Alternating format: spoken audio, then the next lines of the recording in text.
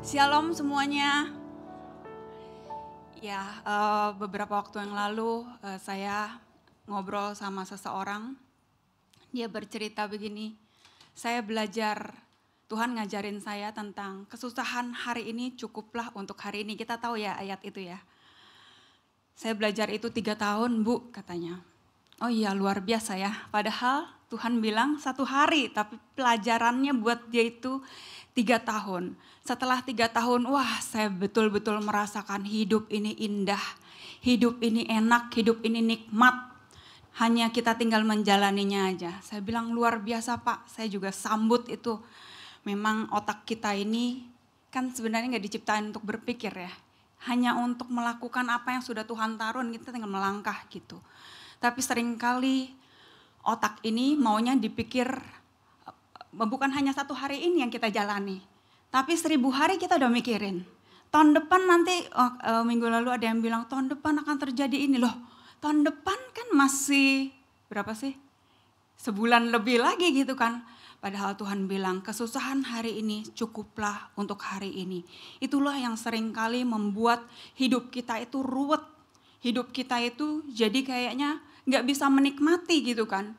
Ditanya apa kabar? Susah jawabnya. Baik, untuk jawab baik itu susah. Kenapa? Karena kita memikirkan yang bukan hari ini gitu. Sehingga terus-terusan otak kita tuh dibawa tipuan untuk memikirkan yang bukan bagian kita.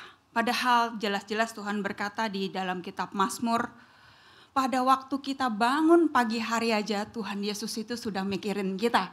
Sadar gak tadi Bapak Ibu? Pagi hari. Cuma kan kadang-kadang ibu-ibu aja dia coba. Malam sebelum tidur, besok masaknya apa ya? Sampai pagi-pagi gak beres-beres. Padahal waktu kita jalanin, kita buka kulkas atau kita ke pasar, tahu-tahu jadi aja tuh. Ya bukan bim salah bim, tapi ternyata terjadi kan. Karena apa? Karena Tuhan Yesus sudah mikirin kita. Jadi sekarang pilih Bapak Ibu. Mau Tuhan Yesus yang mikirin atau kita mikirin sendiri? Kalau saya sih maunya ya Tuhan Yesus aja yang mikirinnya karena gak sanggup gitu loh otak ini. Ya terlebih hari-hari ini benar-benar saya melihat, iya ya Tuhan saya ini lemah banget kok. Orang yang segini ya ini aja kan saya tinggikan karena saya pakai hak tinggi nih. Tapi kan saya ukurannya kecil begini kok otaknya bisa ruwet kayak orang pembuat bom gitu loh rasanya gitu kan. Kayak rasanya hebat banget gitu. Padahal kita ini semuanya makhluk lemah. Kita ini semuanya diciptakan Tuhan itu dari debu tanah yang benar-benar gak ada harganya, gak ada artinya. Kenapa? Karena Tuhan mau demo. Kehidupannya yang luar biasa itu lewat debu tanah ini itu menjadi luar biasa. Jadi bukannya kita, apalagi wanita-wanita. Itu kan yang diciptakan dari debu tanah itu kan Adam. Wanita diciptakan dari tulang rusuk. Masih mending kalau dari tulang kepala lebih hebat kan. Atau tulang punggung lah yang bisa menopang. Tapi kan banyak wanita-wanita yang maunya jadi tulang punggung. Padahal wanita itu diciptakan dari tulang rusuk. Dan bukan semua. Tulang rusuk kecil yang asalnya dari debu tanah. Prianya udah lemah. Wanitanya diambil dari yang lemah itu bagian kecilnya lagi. Jadi wanita bagaimana statusmu? Lemah. Lemah di antara yang lemah. Tapi kan kadang-kadang wanita itu ya saya sih. Saya ini kayaknya sok tahu. Sok lebih hebat. Sok kalau kita yang punya suami coba. Banyak istri atau suami nih yang ngatur. Kalau saya jujur Bapak Ibu, sebelum saya bertobat ketemu Tuhan, ya bahkan hari-hari ini kadang-kadang masih mau keluar. Saya lebih banyak ngatur suami. Sampai ada satu jemaat bilang, itu kalau Bapak udah pulang bawa keputusan A, nanti besok bisa B. Kenapa? Karena di rumah B aja, dia ikutin B. Itu kan keterlaluan kan. Yang lemah ini, pribadi yang lemah ini, mau menjadi Tuhan, gak akan bisa Bapak. Itulah yang membuat hidup kita itu ruwet gitu. Tapi coba seperti yang orang ini sampaikan kepada saya, wah sekarang hidup saya tuh indah. Saya bisa menikmati hidup, nikmat banget gitu. Dan saya juga melihat ketika dia melakukan pekerjaannya, gak buru-buru, gak mau cepat selesai, gak karena uang. Tapi betul-betul dilakukannya dengan passion karena dia tahu hidup ini indah, hidup ini berharga. Jadi saya waktu itu saya bilang, wah makasih Pak. Saya sambut nih, saya mau makan buat saya juga mau menikmati. Jadi Bapak Ibu kalau hari ini Bapak Ibu masih rasa hidup ini gak indah. Hidup ini berat, itu berarti ada yang salah dalam hidup kita. Yang kita juga gak tahu, saya juga gak tahu ketika saya ngomong-ngomong seperti ini pun hari-hari ini juga Tuhan terus bukakan gitu. Oh ternyata yang bikin gak indah itu hal tersebut gitu loh. Yang penting apa? Kita buka aja hati kita. Kita terbuka sama Tuhan, Tuhan aku mau Tuhan. Tapi sebenarnya pun kalau kita ngomong kita mau pun pada dasarnya Bapak Ibu, ini perenungan dalam kehidupan saya ya. Kita ini gak mau kok sama Tuhan. Tadi kata WL kan, jangan kagum sama berkat-berkatnya ya, tapi sama penciptanya. Cuma kita ini kadang gak bisa gitu, karena pencipta kan gak kelihatan. Tapi berkat-berkatnya kan kita lihat gitu kan. Kita gak bisa kagum gitu sama sang pencipta itu gitu. Ya, tadi saya bilang kesusahan hari ini cukup hari ini, gak perlu dipikirkan. Ya sampai saat siang ini saya berdiri di sini, ini juga bukan pikiran saya loh Bapak Ibu. Nanti saya ceritain ya. Tadi pagi ini suami saya yang khotbah. Nggak tahu nih kenapa hari ini, siang ini kok bisa saya. Gimana dia? Hilang, rapture. Yang enggak ya. Itu ada ceritanya Bapak Ibu. Tapi ya saya sambut aja gitu. Kalau saya ruwet, saya mikirin, aduh saya bisa panas dingin nanti nggak tahu lah gimana. Cuma ini saya sambut Tuhan Yesus. Tuhan ngomong aja lewat saya juga mau sambut ini omongan Tuhan. Jadi bukan buat Bapak Ibu, ini buat saya terlebih dahulu gitu ya. Nah beberapa waktu ini ya Bapak Ibu ya, kalau Bapak Ibu dengar nama Pak Nehemia, Ibu Deborah, itu adalah orang yang memperkenalkan kami kepada Tuhan Yesus, kepada Sang Cinta. 5 tahun lalu kami ketemu dengan hamba Tuhan ini dari Amerika, yang mungkin Bapak Ibu pernah dengar ya dari suami saya gitu ya. Yang kami ngobrol sama dia di Hotel Orchard sampai 6,5 jam gitu loh. Kami nggak ngerti apa-apa yang ada terjadi ketika saya pulang dari pertemuan tersebut dengan beliau.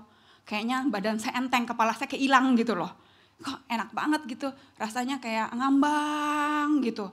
Tapi kemudian nggak 2 atau 3 hari saya sadar dan saya mulai mikir, nah itu kan.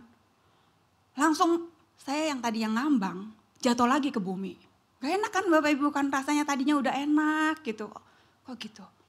Ya sudah, itu pertemuan awal kami. Jadi kan yang mungkin Bapak Ibu ketemu ya beberapa waktu lalu beliau ada nginap di seberang seperti itu. Nah kedatangan beliau kali ini dari Amerika itu beda dengan kedatangan yang lalu. Yang dulu-dulu itu setiap kali kalau beliau datang itu pergi pelayanan dari kota ke kota gitu kan, persekutuan.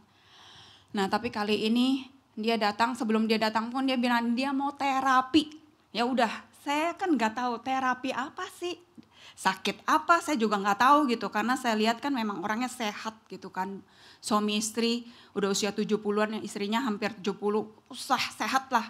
Kami mendampingi mereka beberapa waktu ini, saya lihat, wow, saya jalan pagi Bapak Ibu. Menurut saya jalan saya udah cepat, dia bisa ikutin loh.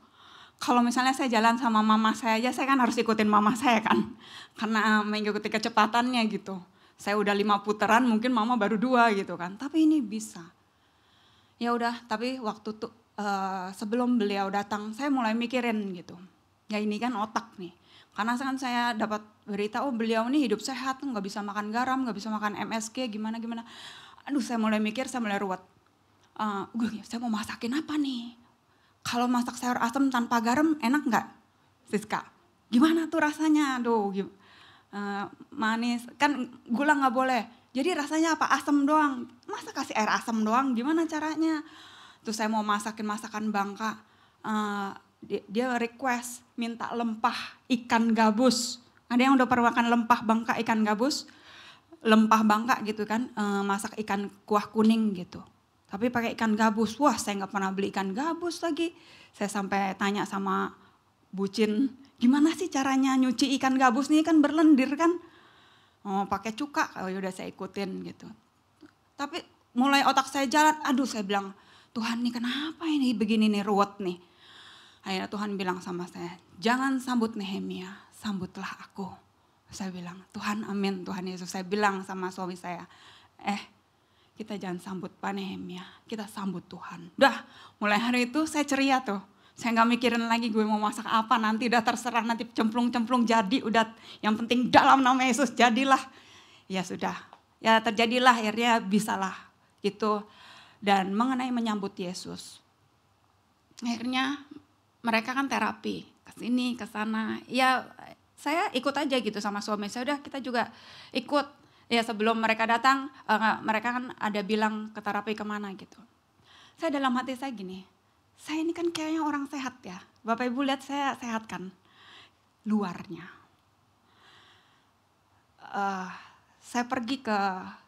Pertama saya pergi ke rumah sakit di holistik. Ini jadi pengobatan holistik ini ketika dia ini ngobatinnya gini. Kalau Bapak Ibu kolesterol, dia tidak memberikan Bapak Ibu obat kolesterol. Tapi dia akan cari kenapa bisa terjadi kolesterol, itu yang disembuhkan. Lalu misalnya Bapak Ibu kayak diabetes, jadi dia nggak kasih obatnya itu tapi cari akarnya. Itu yang namanya pengobatan holistik. Nah saya juga baru dengar ternyata banyak terapi holistik itu di seluruh Indonesia ini. Nah lewat kedatangan mereka ini gitu kan. Ada satu rumah sakit, saya pergi di situ, saya ajak mama papa saya dengan bangga. Saya mau kasih lihat ke mama papa saya betapa tidak sehatnya mereka. Supaya mereka bertobat, makannya jeroan, makan santan-santan. Karena menurut saya pola hidup mereka tuh gak sehat, saya yang sehat. Saya itu ya sejak saya kawin dengan orang Bangka, makanan saya ikan rebus, ikan tim, sayur, menurut saya itu udah sehat. Tapi tahu Bapak Ibu, inilah saya orang sombong. Waktu saya diperiksa, itu kan pakai alat yang namanya bioresonance. Terus dia pakai gelombang elektromagnet yang menghubungkan sama otak kita. Jadi kami semua dicek, masuk ke ruangan dan dicek dan keluar hasilnya. Ini ya Bu, nanti kalau misalnya hasilnya kuning atau merah itu bagus, tapi kalau hitam atau coklat itu jelek. Waktu saya periksa itu hitam-hitam banyak Bapak Ibu. Tapi kan saya nggak ngerti kan, nanti setelahnya baru kami konsul dokter. Hitam coklat ada yang kuning, ada yang merah gitu, hijau. Tapi loh kok ada hitam coklat? Di situ saya mulai down gitu. Waduh gimana nih. Tibalah saat pembacaan dokter. Nah saya suruh mama papa saya dulu dibacain. Ya itulah usianya kan juga ya berkali lipat saya gitu kan. Ya udah ada yang jelek ya ini ketahuan akhirnya mama pernah stroke, terus jantung, papa juga paru-paru, ketahuan lah dari situ semua. Akhirnya mereka terapi. Masuk ke giliran saya. Dokternya ya singkatnya aja ya. Dokternya bilang jantung saya lebih jelek, paling jelek di antara kami semua, lebih jelek dari mama saya. Itu pukulan buat saya. Saya, ya Tuhan, kok begini? Saya pikir saya sehat selama ini. Terus dia bilang, saya tanya, ini karena apa? Makanan. Nah, saya bilang, saya udah lebih lama loh tinggal sama suami saya daripada ibu saya kan. Kok bisa? Ya ini yang dulu-dulu. Ya itu menurut dia. Tapi yang saya mau sampaikan, saya di situ saya down dan saya kecewa gitu. Kok saya bisa jelek ya hasilnya yang saya pikir saya tuh bagus gitu kan. Mulai saya mau berusaha. Kita ini senang gak sih Bapak Ibu kalau di check up hasilnya jelek? Siapa yang senang hasil check up jelek? Angkat tangan. Berarti sama dong kayak saya dong. Kalau check up maunya Lucy jelek apa bagus sih? Benar ya, ini saya nggak menggiring jawaban ya. Si Sulistianingsih maunya jelek apa bagus? Bagus. Iya, nah jadi ketika jelek gitu, saya mulai mau berusaha.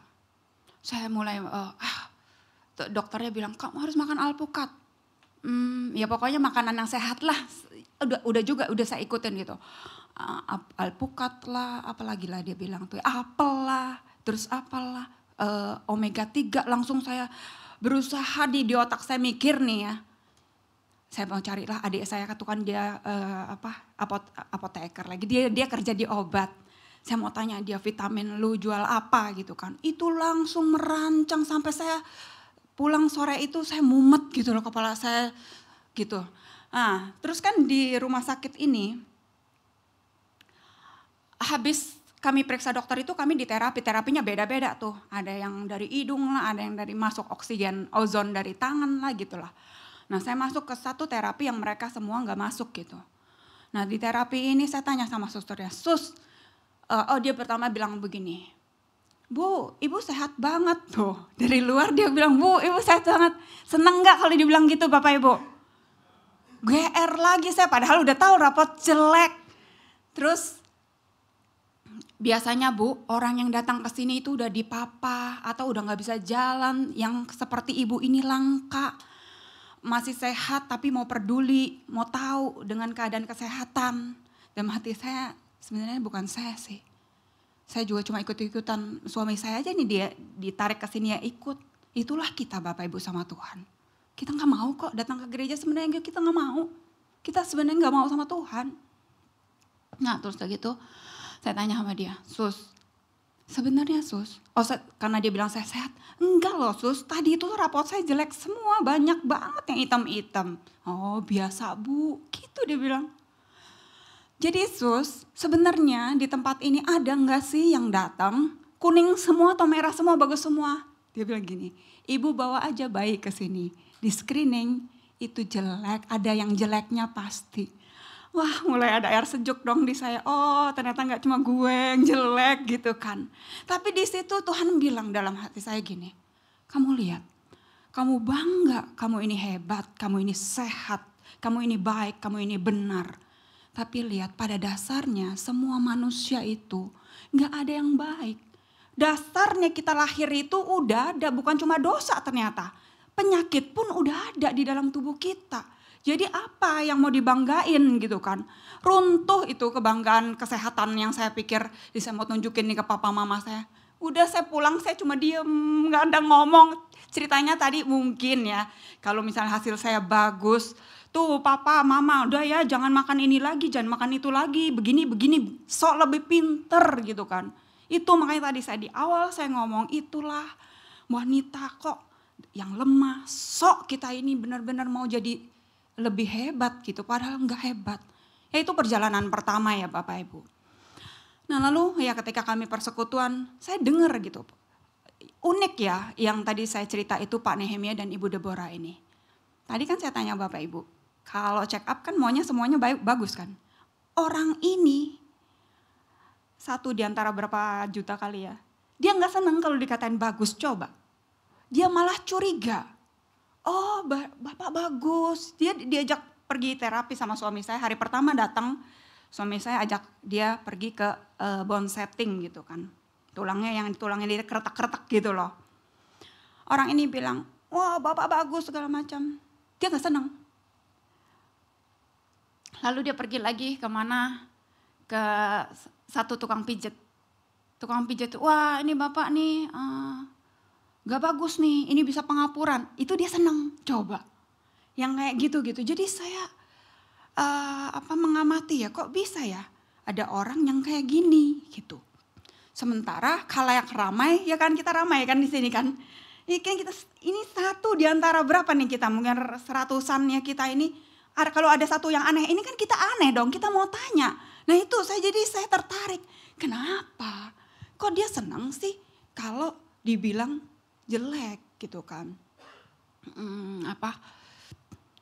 Satu hal dia bilang begini, biarpun orang lain bilang bagus, tapi kan kita sendiri tahu harusnya, kita ini rasa. Ada yang gak benar di dalam tubuh kita, ada yang gak benar di dalam perilakunya kita gitu. Tapi kok kita bisa senang sih kalau orang lain muji kita. Terus saya belum terbuka pada waktu itu Bapak Ibu. Ya, tapi hari-hari ini nih Tuhan luar biasa gitu loh.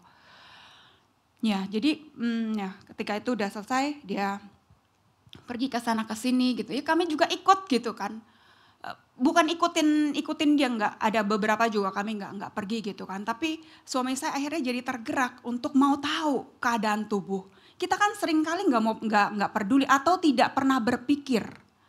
Karena itu yang seperti saya, kelihatannya sehat kok, kelihatannya bagus kok, berdiri masih lurus, berdiri kalau misalnya saya akan coba yang duduk uji kekuatan yang kita di belakang kita lemari atau tembok lalu kita jongkok begini loh Bapak Ibu. Nanti Bapak Ibu coba tahan berapa lama? Saya cukup lama begitu. Berarti kan secara kelihatannya itu masih bagus gitu kan. Tapi ya dengan kedatangan mereka ini akhirnya ya kami pergi ke sana ke sini.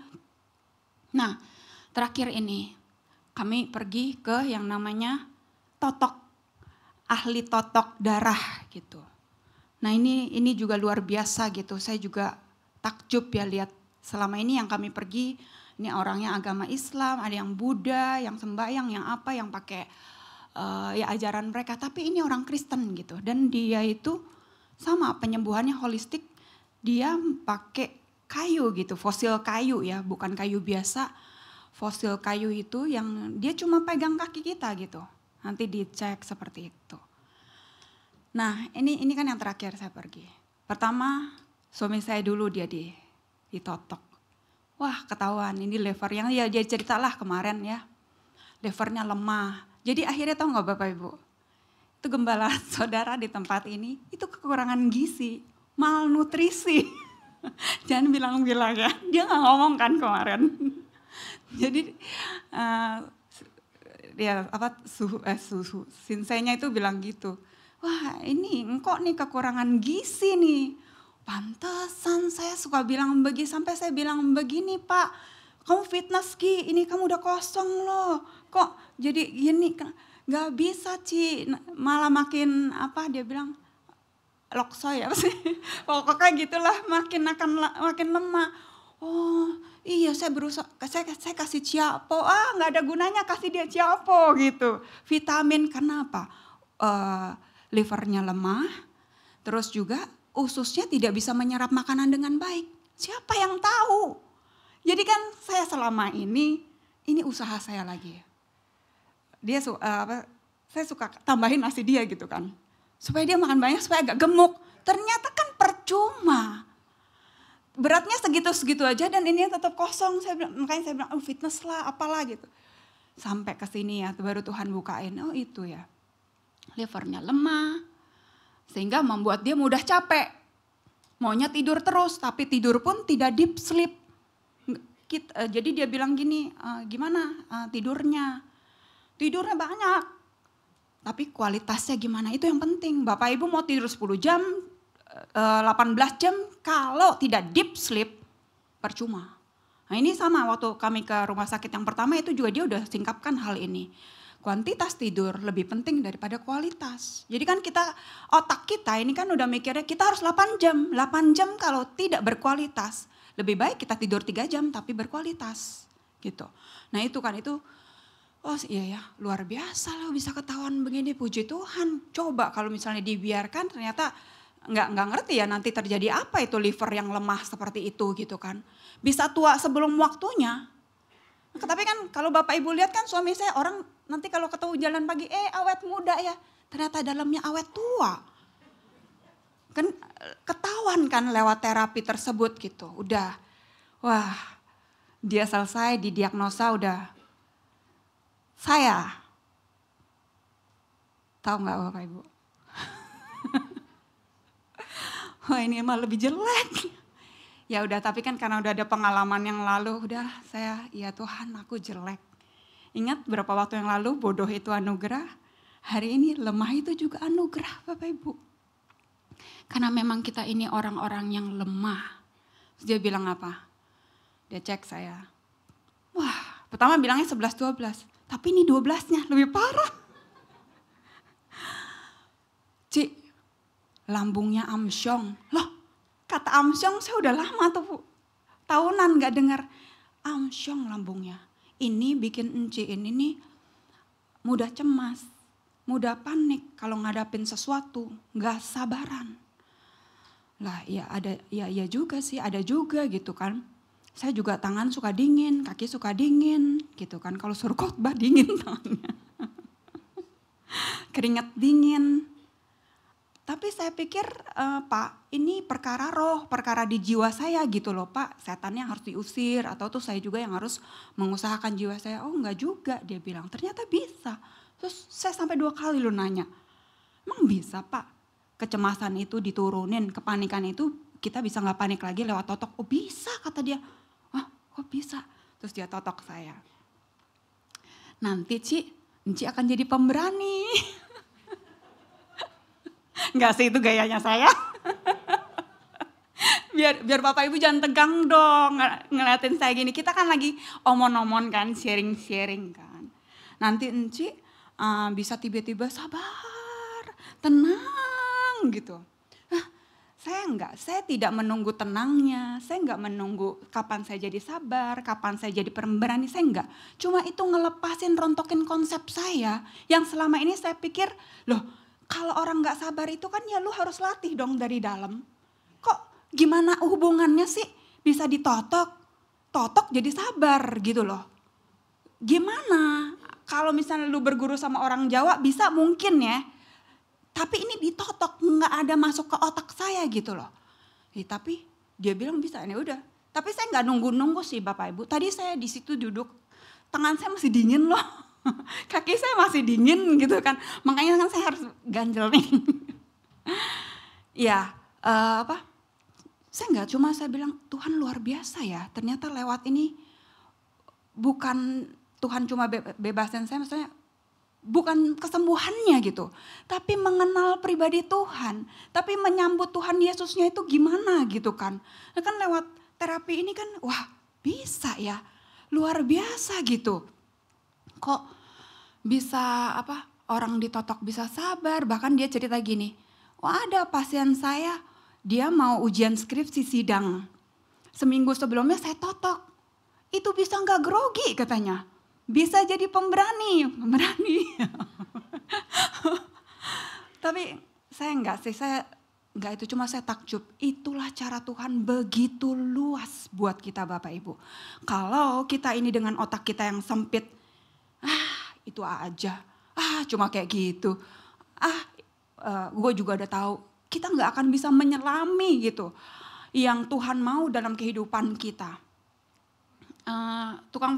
Salah satu tukang pijat bilang begitu, pengetahuan kita itu Tuhan ini seperti samudra, lautan, tapi pengetahuan kita itu seperti kita itu nyelupin jari di lautan itu, dapat kan basahannya, tapi cuma segitu, gak ada artinya gitu. Makanya kalau kita ini nutup diri, kita gak terbuka hatinya, gak terbuka pikirannya untuk menerima masukan dari luar, nasihat dari luar, kita itu betul-betul hanya setetes dari lautan yang luas itu gitu loh Bapak Ibu.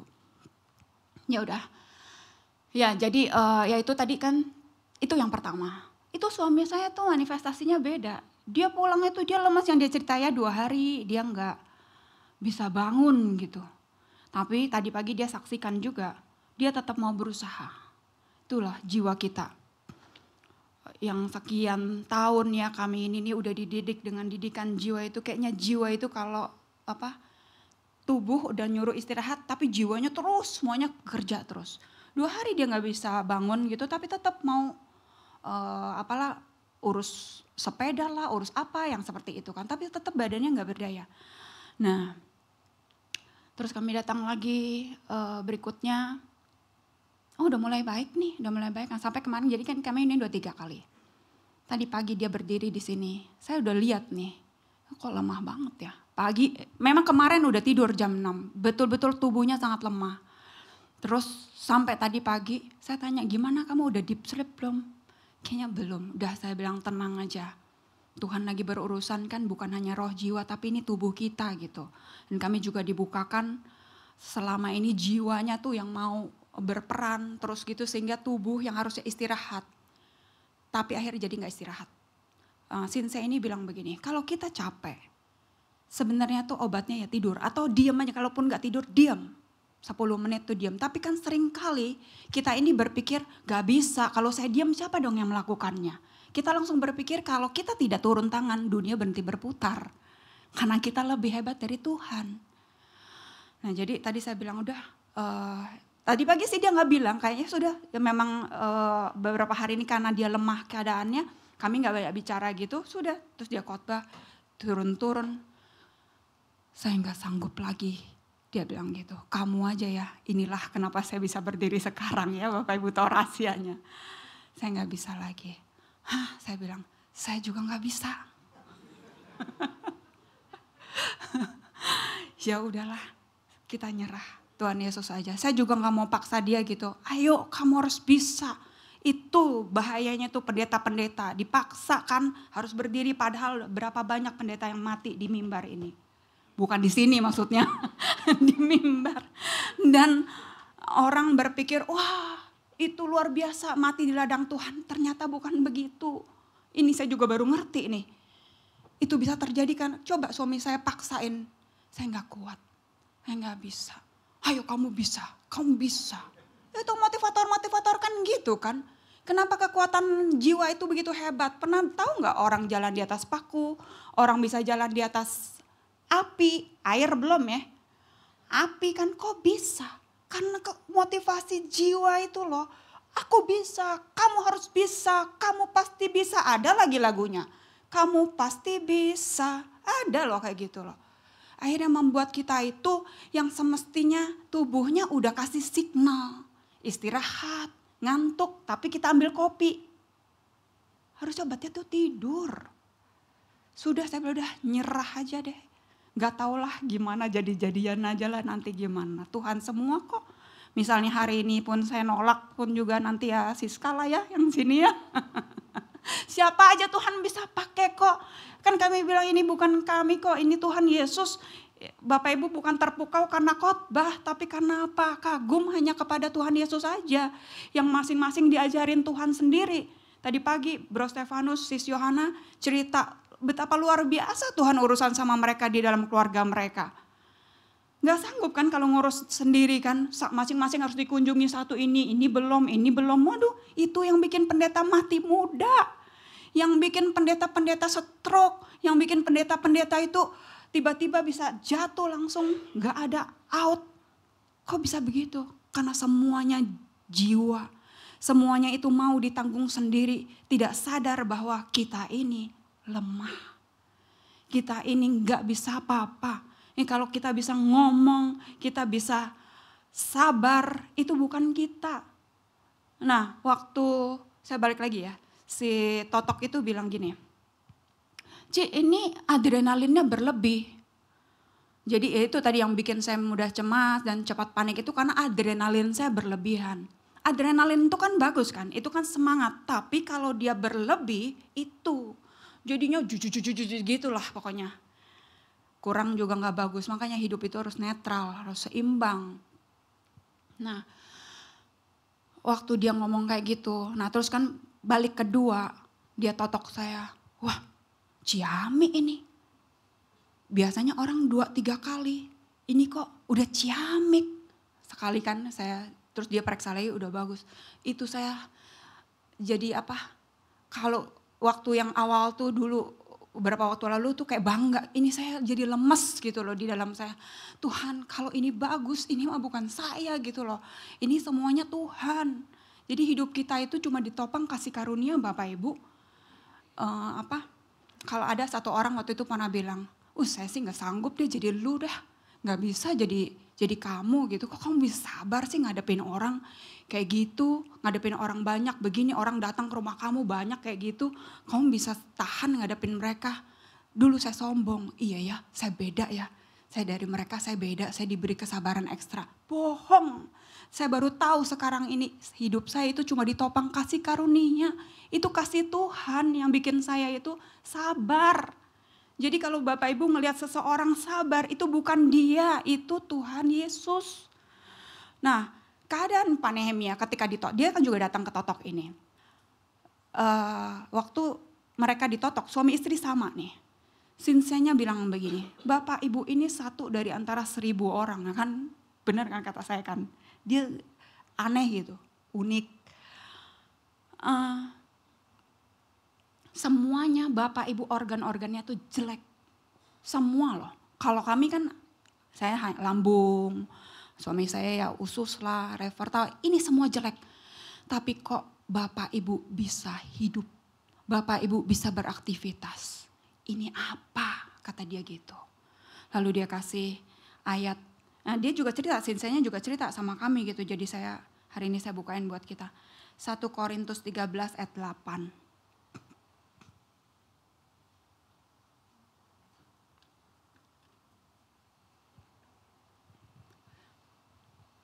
1 Korintus 13 ayat 8. Kasih tidak berkesudahan, nubuat akan berakhir, bahasa roh akan berhenti, pengetahuan akan lenyap. Jadi senseinya bilang, hanya karena kasih yang bikin Bapak Ibu ini bisa beraktivitas. Yang bisa bikin Bapak Ibu itu organ dalamnya semua jelek tapi tetap masih hidup. Kan sama, ini kan bukan judge-nya, bukan vonisnya itu bukan buat mereka doang, tapi kan sama di kita juga gitu.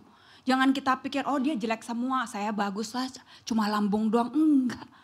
Dasarnya kita semua ini kita harus sadar semua manusia itu berdosa. Semua manusia itu telah kehilangan kemuliaan Allah.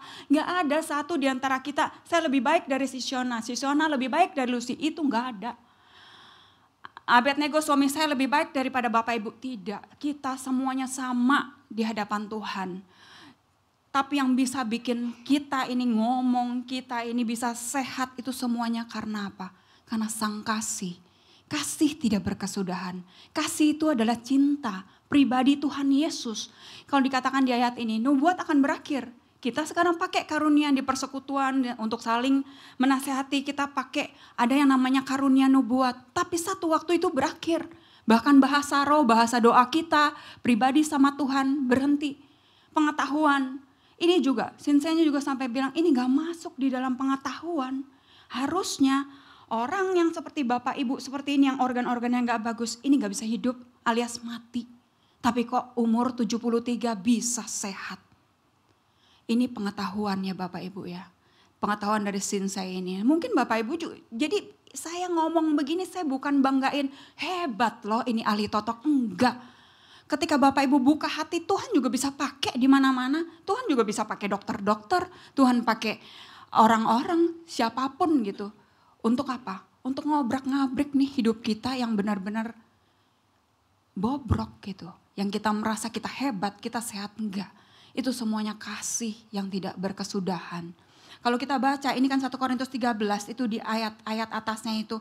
Kasih itu sabar, kasih itu murah hati, ia tidak cemburu. Kalau kita bisa melakukan itu berarti bukan kita.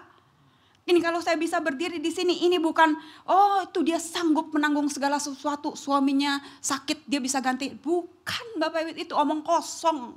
Kalau ada orang yang bisa bilang, oh ya saya sabar, saya berguru di gunung ini, gunung itu bohong. Kasih itu sabar. Kasih itu murah hati, itu hanyalah pribadi Tuhan. Tapi kalau sabar yang kita lakukan hanya dari kekuatan jiwa kita, kita nahan. Kayak dulu kan saya ngajarin Bapak Ibu kan, kalau marah, Ibu Elizabeth Sardina, kau kesel sama Pak Samuel, gimana Bu? Tarik nafas, tahan 10 menit. Gak bisa, itu usaha jiwa kita. Tapi sekarang gimana? Ya Tuhan, ini aku apa adanya Tuhan, aku gak sabar. Kita ini kebalikannya semua loh. Tidak melakukan yang tidak sopan, ia tidak melakukan. Kita senangnya melakukan yang tidak sopan. Kita tidak mencari keuntungan diri sendiri, kita senangnya mencari keuntungan diri sendiri. Tinggal dibalik aja, karena kita sama Tuhan tuh berlawanan. Makanya minggu lalu Tuhan kasih judul khotbah, aku mati. Hanya orang mati yang bisa dihidupi Tuhan Yesus. Dan Tuhan Yesuslah yang melakukan kesabaran itu. Yang tidak menyimpan kesalahan orang lain. Yang tidak bersukacita, ya terus itu Tuhan Yesus yang melakukannya. Ini juga terapis ini bilang gini. Dia sambil ngerjain kami itu, karena kami kan gak bilang ya. Suami saya gak bilang dia ini pendeta gitu. Jadi dia kayak nginjilin kami. Tapi saya sambut gitu, luar biasa gitu. Tahu nggak pengampunan dan berkat itu berjalan selaras. Itu khotbah dia gitu kan. Kenapa berjalan selaras? Kita ini nggak bisa mengampuni orang lain. Saya belajar dari kehidupan Ahok katanya. Dia cerita dia khotbah sama kami gitu kan. Bagaimana Ahok itu waktu dijahatin orang, tapi terus dia melepaskan pengampunan kayak gitu. Makanya kan doa Bapak kami ampunilah kesalahan kami. Apalah pokoknya berjalan, lupa saya loh. Ya itulah. Pokoknya berkat dan pengampunan nanti baca sendiri di Alkitab masing-masing. Punya Alkitab kan. Doa Bapa kami itu berjalan beriringan. Karena apa? Ketika kita mengampuni, otomatis nanti berkat akan keluar buat kita gitu. Tapi pada dasarnya itu orang tidak mampu, nggak bisa kalau bukan Roh Kudus. Saya diam, saya dengar, iya benar. Dia bilang tidak bisa, tapi dalam hati saya memang nggak mampu, nggak sanggup, kita ini tidak bisa mengampuni. Dia bilang gini, coba kita bilang kita udah ngampuni, saya kesal sama Bro Stefanus. Bisa sudah mengampuni, tapi nanti giliran ketemu sama Bro Stefanus masih ada ininya, kata dia. Ya itulah tandanya kita nggak bisa, kita lemah. Ya itu saya sambut itu, saya bilang betul Pak, kita nggak bisa. Karena apa? Hanya Tuhan yang bisa ngampunin Bapak Ibu. Bapak Ibu mau sehebat apa? Mau diajarin khotbah kayak gimana? Kuasa pengampunan, caranya 1, 2, 3, datengin orangnya. Kalau bukan Tuhan yang melakukannya, nggak akan bisa. Itu tidak akan pernah tercabut dalam kehidupan kita. Jadi ini Bapak Ibu, kasih tidak berkesudahan. Hanya kasihlah dalam kehidupan kita yang akan terus menerus sampai nanti kita ketemu sama Tuhan pun itu juga karena kasih. Hari ini kita ada di sini, ini semua karena kasihnya Tuhan. Bukan karena kesanggupan kita, bukan karena kehebatan Bapak Ibu. Dan Bapak Ibu jangan pernah berpikir, oh saya yang ke gereja lebih hebat. Nih keluarga saya di rumah enggak ke gereja. Siapa bilang? Ini hari-hari ini Tuhan rontokin nih kesombongan saya, kebenaran saya. Saya lihat, loh satu hari saya datang ke rumah seseorang. Saya waktu itu berpikir begini, orang kalau misalnya enggak ikut persekutuannya, kayaknya dia nanti pengenalan akan Tuhannya beda gitu sama saya gitu. Ternyata waktu saya datang, wah dia pokoknya ya itulah ceritanya panjang. Dia menceritakan hal-hal yang luar biasa yang saya itu nggak pernah dengar gitu loh di persekutuan gitu. Tapi bukan berarti habis ini juga Bapak Ibu, oh sudah kalau gitu gak usah gereja lagi, gak usah persekutuan lagi. Apa aja yang timbul di hati Bapak Ibu sekarang, wadahnya kita masih dikasih gereja. Kita masih dikasih persekutuan. Kita masih dikasih apa? Keluarga. Manfaatkanlah itu. Nanti kan ada satu waktu semuanya akan berakhir. Semuanya akan lenyap. Nggak ada lagi. Tinggal aku dan Tuhan. Siap nggak kita ketika Tuhan berterus terang pada waktu itu? Wah saya ketika masuk ke dalam terapi-terapi ini ya. Kok bisa ya ternyata Tuhan menyembuhkan nih, termasuk tubuh dan jiwa itu lewat hal-hal perkara jasmani itu luar biasa gitu kan. Kalau Tuhan panggil saya ternyata kemarin yang saya pikir, wah saya udah sehat. Bisa jadi Tuhan bilang, aku tidak kenal engkau.